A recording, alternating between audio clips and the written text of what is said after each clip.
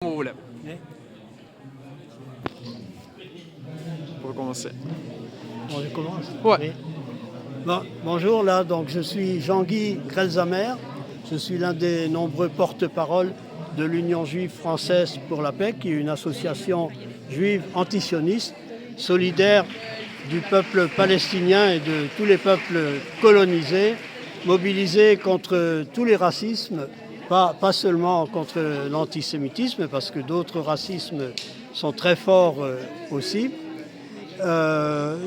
D'habitude, quand je suis interviewé par un média turc, je me méfie parce que nous sommes contre la politique d'Erdogan, qui est un dictateur, qui, malgré ses dires qu'il est contre la politique israélienne, tout ça, il continue d'avoir des relations commerciales avec Israël.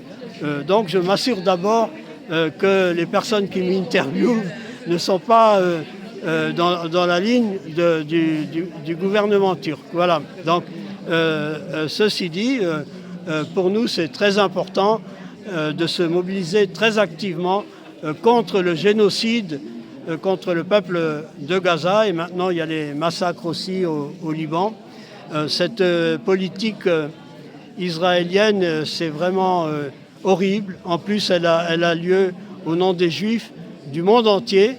Donc, non seulement elles mettent le peuple palestinien dans une situation désastreuse, mais en plus, elle stimule aussi l'antisémitisme parce qu'elle fait passer les Juifs comme étant solidaires des colons, de l'armée israélienne, etc.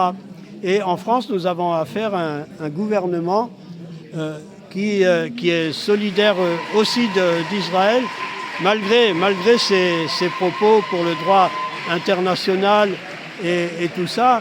On a affaire à un gouvernement qui dit Israël a le droit de se défendre. Eh bien, Israël, c'est un pays occupant et les Palestiniens sont occupés. Et donc, dans le droit international, les occupants n'ont pas le droit de se défendre contre les révoltes des peuples occupés. Donc ça, on ne peut pas l'admettre. Et nous, ce qu'on veut, c'est se mobiliser. Et donc, la bataille est très dure. Et on ne sait pas de quoi sera fait l'avenir. Là, il faut être réaliste, parce qu'on voit qu'il y a un embrasement dans tout le Moyen-Orient et ça peut toucher aussi le monde entier, d'autant plus avec l'arrivée de Trump qui encourage toujours Netanyahou.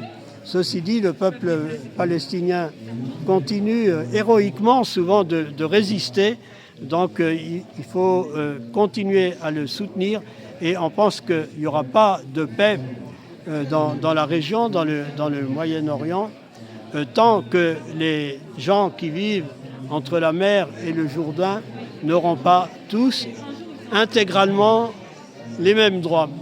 Et il s'agit aussi pour Israël, à terme, de réparer les dégâts immenses qui ont été commis à Gaza, en Cisjordanie aussi, où il y a beaucoup de meurtres de résistants.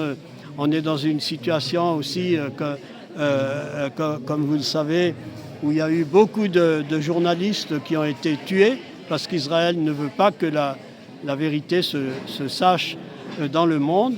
Israël a aussi décidé à une large majorité d'interdire l'UNRWA. L'UNRWA, c'est quelque chose de primordial pour la survie du peuple palestinien parce que c'est par l'UNRWA que le peuple palestinien peut avoir des écoles, des unités de santé, etc. Et puis, donc, l'UNRWA, ça garantit aussi le droit au retour des Palestiniens, qui est quelque chose de reconnu dans le droit international. C'est reconnu dans la résolution 194 de l'ONU. Donc, tout ce contexte-là nous incite à nous mobiliser activement dans les manifestations, dans les initiatives comme aujourd'hui. Donc c'est une bataille très longue, à l'issue, disons, incertaine, mais disons, on a la possibilité encore en France de se mobiliser, et on est décidé, comme beaucoup d'autres, à ne rien lâcher. Et c'est très important de se mobiliser, qu'on soit juif, qu'on soit musulman, qu'on soit ni juif ni musulman, qu'on n'accorde aucune importance à nos origines. C'est vraiment essentiel aujourd'hui de se mobiliser pour le peuple palestinien, parce que c'est central pour l'avenir des relations internationales, pour maintenir les bases du droit international. Voilà.